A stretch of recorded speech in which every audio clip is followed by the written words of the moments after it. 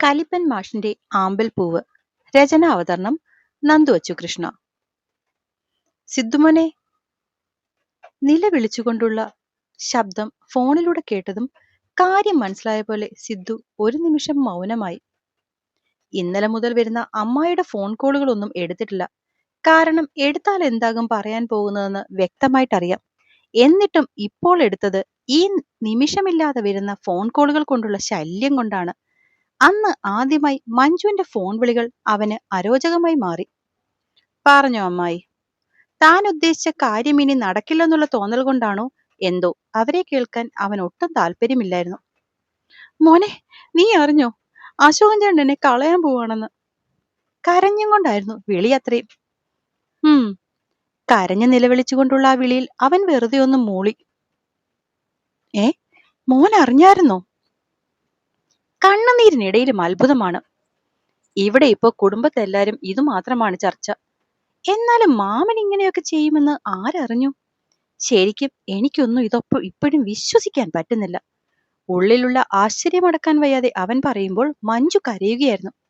ഇന്നലെ അവിടെ ചെല്ലുമ്പോഴും അശോകൻ അങ്ങനെയൊക്കെ പറയുമ്പോഴും ആ ദേഷ്യം അടങ്ങിക്കഴിയുമ്പോൾ ഒക്കെ നേരെയാക്കാമെന്നൊരു വിശ്വാസമുണ്ടായിരുന്നു മഞ്ജുവിന്. അതുകൊണ്ടാണ് സിദ്ധു അവര് നിൽക്കുന്ന വീടിന്റെ സ്ഥലം പറഞ്ഞു തന്നിട്ട് സമാധാനത്തിൽ പോയാൽ മതിയല്ലോ എന്ന് കരുതി പിന്നെയും 1-2 ദിവസം താമസിച്ചതുപോലും. പക്ഷെ ഇന്നലെ താൻ അവിടെ കണ്ട വ്യക്തി ഇന്ന് വരെ താൻ അറിഞ്ഞൊരാളല്ല എന്ന് തോന്നിപ്പോകുന്ന വിധം മാറിപ്പോയ മറ്റാരോ ആയിരുന്നു. എത്രയൊക്കെ പറഞ്ഞിട്ടും കാലു പിടിച്ചിട്ടും ഒട്ടും അയയാതെ ഇറക്കി വിട്ട രീതി വെച്ച് നോക്കുമ്പോൾ ആ പറഞ്ഞ ഡിവോഴ്സ് നോട്ടീസ് കിട്ടാനിനി അധിക നാളൊന്നും വേണ്ടി വരില്ല. അയ്യോ, അങ്ങനെ വന്നാൽ? മഞ്ജുവിന്റെ ഉള്ളിൽ ഒരു വെള്ളിടി വെട്ടി. ഇന്നോ നാളെയോ ഭർത്താവിന്റെ വീട്ടിൽ പോകുമെന്ന് കരുതിയിട്ട് പോലും നാത്തൂന്റെ ഭരണം സഹിക്കാൻ വയ്യ.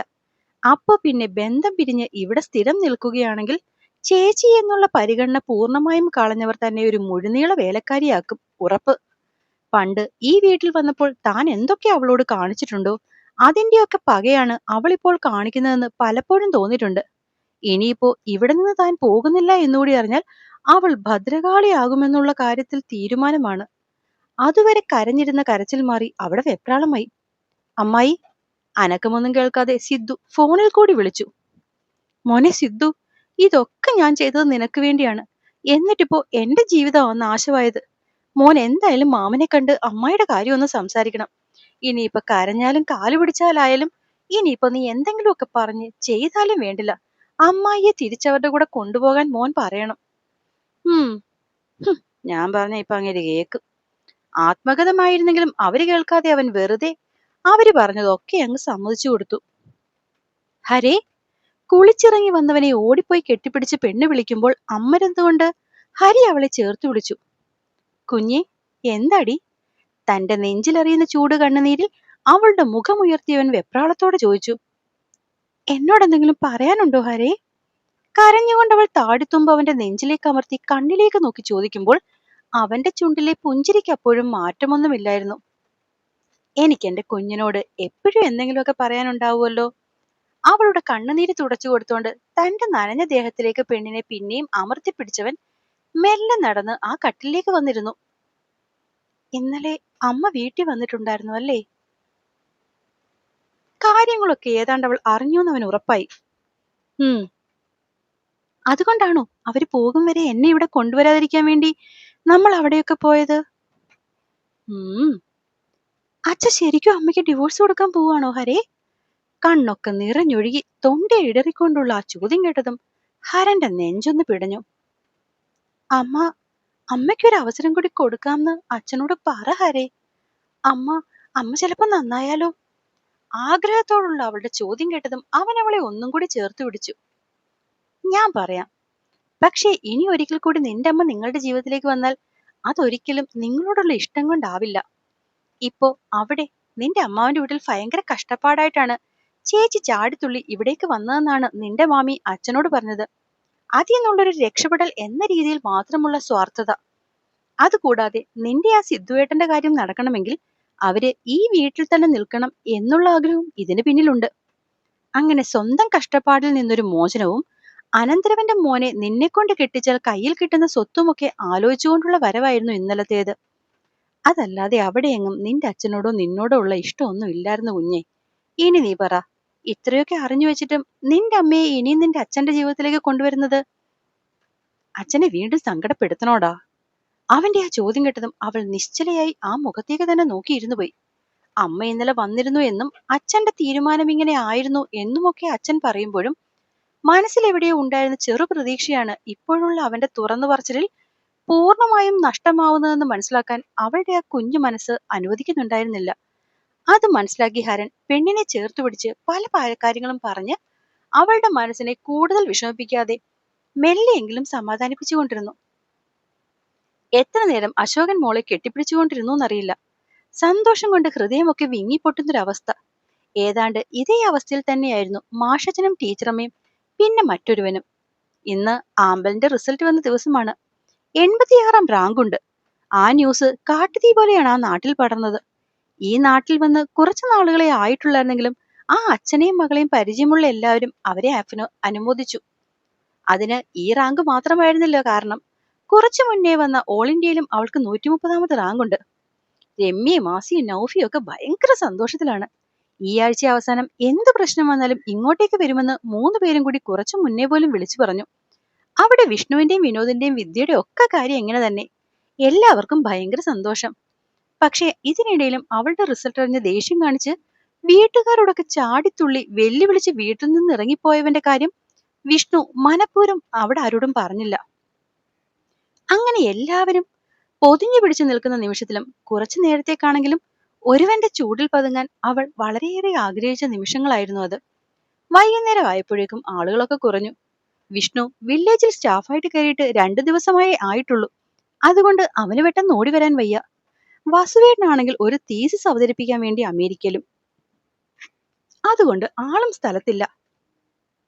എന്നാലും എല്ലാവരുടെയും സന്തോഷത്തിനായി ഈ ഞായറാഴ്ച വീട്ടിലൊരു കുഞ്ഞ് ആഘോഷം നടത്താമെന്ന് ഏതനാണ് പറഞ്ഞത്. രാത്രിയായതും പാഞ്ഞു പിടിച്ച് ഏതന്റെ വീട്ടിലേക്ക് ഓടിപ്പോകുന്ന മകളെ അശോകൻ കണ്ടെങ്കിലും അദ്ദേഹം മാഷിനും ടീച്ചർക്കൊപ്പം കാര്യം പറഞ്ഞു നിന്നു. എത്തിയോ എന്റെ കുഞ്ഞിക്കിളി? നെഞ്ചിൽ മുഖം അമർത്തിപ്പിടിച്ച് കരയുന്നവളെ അതുപോലെ ചേർത്ത് പിടിച്ചവൻ ജനാലയിലെ ചാരുപടിയിൽ ചാരിയിരുന്നു. എനിക്ക് വെറുതെ സങ്കടം വരുക. ആഹാ, അത് കൊള്ളാലോ. ഈ അസുഖത്തിനുള്ള മരുന്ന് വേണം എന്റെ കുഞ്ഞു പഠിച്ച് ഡോക്ടറാവുമ്പോൾ ആദ്യം കണ്ടുപിടിക്കാൻ. അവന്റെ ആ പറച്ചിൽ കേട്ടതും ആ നെഞ്ചിൽ കീരിപ്പല്ലുകൾ വേദനിച്ചാഴ്ന്നു. ഇങ്ങനെ എന്നെ നോവിക്കല്ലേ പെണ്ണെ. എന്നെ കളിയാക്കിയിട്ടല്ലേ? ആ മുഖം അപ്പോഴേക്കും പിണക്കം കൊണ്ട് നിറഞ്ഞു. എന്റെ ഈ കുഞ്ഞി കളിയാക്കൽ പോലും സഹിക്കാൻ വയ്യാത്ത നീ എങ്ങനെയാ കുഞ്ഞെ ഡൽഹിയിലെ അത്രയും വലിയ കോളേജിലൊക്കെ പോയി പഠിക്കുക? അവന്റെ ചോദ്യം കേട്ടതും ഞെട്ടി അവൾ ആ മുഖത്തേക്ക് നോക്കി. ഡൽഹിയോ? ആര്? എന്റെ കുഞ്ഞു തന്നെ. ഞാനൊന്നുമില്ല. ഞാൻ ഇവിടെ മതി. പേടിച്ച് അവന്റെ അരികിൽ നിന്നും വിട്ടുമാറി അവൾ അകന്നു നിന്നു. ഓൾ ഇന്ത്യയിൽ ഇത്രയും നല്ല റാങ്ക് കിട്ടിയിട്ട് നമ്മളത് യൂസ് ചെയ്തില്ലെങ്കിൽ എങ്ങനെയാ കുഞ്ഞെ? വേണ്ട, ഒന്നും പറയണ്ട. വെറുതെ എക്സാം അറ്റൻഡ് ചെയ്താൽ മതി. ബാക്കിയൊക്കെ പിന്നേന്ന് പറഞ്ഞിട്ടാ എന്നെ കൊണ്ട് ആ എക്സാം എഴുതിച്ചത്. അതേ, എക്സാം കഴിഞ്ഞ് റിസൾട്ട് കിട്ടിയിട്ട് ബാക്കിയൊക്കെ പിന്നെ. അവൻ അതേ ചിരിയോടെ അവൾക്കടുത്തേക്ക് വന്നതും അവൾ ആ കൈ തട്ടിമാറ്റി. ഹരേ വേണ്ട, ഞാൻ ഹരേ അച്ഛനെ ഒന്നും വിട്ടു പോവില്ല. വാശിയോടെ പെണ്ണ് കരയാൻ തുടങ്ങിയതും അവൻ അവളെ ബലത്തിൽ കൈക്കുള്ളിലാക്കി. പോകണം. ഹരയുടെ നിന്റെ അച്ഛന്റെ ഒക്കെ വലിയ ആഗ്രഹമാണത്. ഇല്ല, ഞാൻ പോകില്ല. എനിക്ക് അച്ഛനില്ലാതെ ഹരയില്ലാതെ പറ്റില്ല. അവൾ പിണങ്ങി ഇറങ്ങിപ്പോയി. പിന്നെയുള്ള ദിവസങ്ങൾ അത്രയും പിണക്കത്തിന്റെയും പരിഭവത്തിന്റെയുമായിരുന്നു. ഞായറാഴ്ച അവളുടെ സന്തോഷത്തിനു വേണ്ടി ഓടിയെത്തിയ എല്ലാവരെയും സങ്കടപ്പെടുത്തിക്കൊണ്ട് അവള് പിണങ്ങി തന്നെ നിന്നു. ശരിക്കും പറഞ്ഞാൽ പിണക്കമല്ലായിരുന്നു, എല്ലാത്തിനും കരച്ചിലും ദേഷ്യവും. കാര്യം അറിഞ്ഞപ്പോൾ രമ്യയും ആസിയും നൗഫിയും വിനോദും അങ്ങനെ എല്ലാരും അവളോട് ഹരയുടെ അഭിപ്രായം തന്നെയാണ് പറഞ്ഞത്. അതുകൊണ്ട് തന്നെ പെണ്ണ് അവരോടും കയറി പിണങ്ങി. ഇന്ന് രാത്രി അവൾക്ക് നല്ല പണിയാണെന്ന് അറിഞ്ഞിട്ടാണ് ഏതൻ അവിടേക്ക് ചെല്ലുന്നത്. അവൾക്ക് അത്രയ്ക്കും വയ്യെങ്കിൽ നിർബന്ധിക്കണോ ഏതു? നോക്ക അച്ഛാ, അവളുടെ നല്ലതിനു വേണ്ടി തന്നെയല്ലേ. ഏതു പറയുന്ന കാര്യങ്ങളൊക്കെ കേൾക്കുമ്പോൾ എല്ലാം ശരിയാണെന്ന് തോന്നും. പക്ഷെ അവളെ മിട്ടുമാറി അയാളുടെ കണ്ണു നിറഞ്ഞു. ഏതൻ അകത്തു പോയിന്ന് കണ്ടതും മാഷ് അശോകന്റെ അടുത്തേക്ക് ചെന്നിരുന്നു. മഞ്ജുവിനെ കണ്ടായിരുന്നോ? ഡിവോഴ്സിന്റെ കേസ് നടക്കുന്നതിനിടയിൽ ഇന്ന് കോടതിയിൽ വെച്ച് കണ്ടിരുന്നു. എന്തു പറഞ്ഞു? അഹങ്കാരം അല്പം പോലും കുറഞ്ഞിട്ടില്ല. പറയുമ്പോൾ അയാളുടെ മനസ്സിലേക്ക് വന്നത് കോടതിയിലേക്ക് അവര് പറഞ്ഞ വാക്കുകളാണ്. നല്ലൊരു തള്ളയെ ഒരു കാര്യവുമില്ലാതെ ഡിവോഴ്സ് ചെയ്തിട്ട് പോയി ഒരുത്തന്റെ മോളെ കെട്ടാൻ ആരും വരില്ല. അതുകൊണ്ട് ഇനിയാണെങ്കിലും മര്യാദയ്ക്ക് എന്നെ കൂട്ടിക്കൊണ്ടുപോകാൻ നോക്ക്. എത്രയൊക്കെ ദേഷ്യം കാണിച്ചാലും ഉള്ളിലെ സങ്കടത്തിൽ അശോകന്റെ മുഖം മാറി. ചിലർ അങ്ങനെയാണ്, എന്തൊക്കെ വന്നാലും പഠിക്കില്ല. അശോകനെ സമാധാനിപ്പിച്ച് അയാൾ അടുത്തു തന്നെ ഇരുന്നു. ഇതേ സമയം കട്ടിലിൽ ചുരുണ്ടുകൂടി കിടക്കുന്ന പെണ്ണിനെ വാശിയിൽ പിടിച്ച് നെഞ്ചിലേക്ക് ചേർത്ത് വെക്കുകയായിരുന്നു ഏതൻ. എന്റെ കുഞ്ഞിന് ഇത്രയും ദേഷ്യവും വാശിയൊക്കെ വേണോടാ? കൊഞ്ചിക്കുന്നത് പോലെയുള്ള അവന്റെ ഈ സംസാരം പെണ്ണിന് ഭയങ്കര ഇഷ്ടമാണ്. പക്ഷെ ഇപ്പോ എന്തോ അതിലൊക്കെ പിണക്കാണ്. കുഞ്ഞേ, ഹരയുടെ മാത്രം പൊന്നേ. അവളെ മടിയിലേക്ക് കയറ്റിയിരുത്തിക്കൊണ്ട് താടിത്തുമ്പിൽ ഒന്ന് മുത്തിയുള്ള അവന്റെ ആ വിളിയിൽ അവളൊന്ന് ചിരിച്ചു. ഞാൻ പറയുന്നൊക്കെ എന്റെ കുഞ്ഞൊന്ന് കേക്ക്. എന്നിട്ടും ഇഷ്ടമല്ലെങ്കിൽ ഞാൻ തടയില്ല. സാധാരണ തനിക്ക് ഇഷ്ടമല്ലാത്ത ഒരു കാര്യവും ചെയ്യാത്ത ആൾ ഇത്രയും പിന്നാലെ നടന്നപ്പോഴേ അവൾക്കറിയാമായിരുന്നു എന്തെങ്കിലും കാരണം ഉണ്ടാകുമെന്ന്. അതുകൊണ്ട് തന്നെ അതെന്താണെന്നറിയാൻ ഇന്ന് അവനെ കേൾക്കാൻ അവൾ തയ്യാറായി. മോളു, ഇവിടെ പഠിക്കാൻ പോകുന്ന നീ ഏറ്റവും നല്ല കോളേജിലാണ്, അതിൽ സംശയമൊന്നുമില്ല. പക്ഷെങ്കിൽ പുറത്തൊക്കെ പോയി പഠിപ്പിക്കുമ്പോൾ നിന്റെ ഇപ്പോഴത്തെ ഈ അയ്യോപാവ സ്വഭാവമൊക്കെ മാറി എന്റെ കുഞ്ഞ് കുറച്ചുകൂടി ബോൾഡാവും. ഒപ്പം പല സ്ഥലത്തു നിന്ന് വരുന്ന ഒരുപാട് ആൾക്കാരെ കണ്ടും കേട്ടും മനുഷ്യൻ എന്താണെന്ന് എന്റെ കുഞ്ഞിന് പഠിക്കാൻ പറ്റും. അതിനേക്കാളൊക്കെ ഇമ്പോർട്ടന്റ് ആയ ഒരു കാര്യമുണ്ട്. അവൾ ആ മുഖത്തേക്ക് നോക്കി. അറിയാലോ കുഞ്ഞിന്, ഞാൻ PhD എടുക്കാൻ പോകും തീരുമാനിച്ച കാര്യം.